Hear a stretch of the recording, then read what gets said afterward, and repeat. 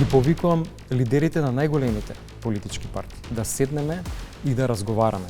Поради тоа што од тука треба да излезе пораката и повикот за смирување на тензиите. Но лидерска средба не е институција. Што може таа да донесе? Политичарите се тие кои што ја палат искрата. И затоа сметам дека од тука треба да произлезе повикот за смирување на страстите. Вие во раководството на важни позиции, па еве дури на број 2 и на број 3, имате еден човек кој што немал ни еден ден партиски стаж, имате друг човек кој што е јавно, речиси, непознат. Може ли да зборуваме за кадровска криза во СДСМ?